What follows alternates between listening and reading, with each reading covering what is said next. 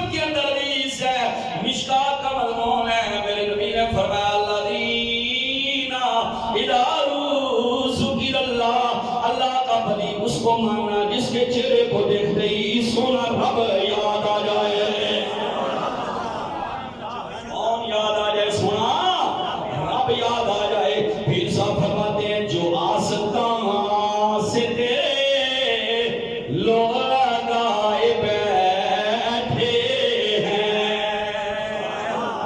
کوشش کرو سارے مل کے پڑھو. جو آقا آستان سے تیرے لوگ لگائے بیٹھے ہیں، جو آستان سے تیرے لوگ لگائے بیٹھے. پڑھو جی. جو آستان سے تیرے لوگ لگائے بیٹھے ہیں، خدا گواہ ہے زمانے پہ چھائے ہیں، خدا گواہ ہے زمانے پہ چھائے ہیں، خدا گواہ ہے زمانے پہ چھائے.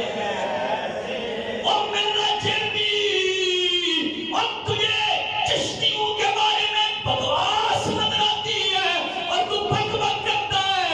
مجھے ہندوستان کا بادشاہ اکبر جس نے دین الہی گڑا تھا، جس کی عمر 60 سال ہو گئی اور آج کوئی نہیں ہے، وہ مجھے اکبر بھی شاہ سلیم چشتی کے دربار میں بیٹھا نظر آتا ہے. رب نے بیٹا عطا فرمایا تو بیٹے کا نام بھی سلیم رکھا، شہزادہ سلیم، جس کو دنیا آج بھی جہانگیر کے نام سے یاد کرتی ہے. اور مرزا یہ بھی تو ولیوں پر بھونکتا ہے، لیکن مجھے ہندوستان کا شیر حیدر علی میسور کا حکمران، رب نے بیٹا نہیں دیا، بیٹیاں تھی، بیٹا رب نے نہیں دیا. تو مجھے سائیں شاہ ٹیپو کی بارگاہ میں نظر آتا ہے اور منت مانتا نظر آتا ہے، رب بیٹا دے تو بیٹے کا نام اس مجذوب کے نام پر ٹیپو رکھوں گا.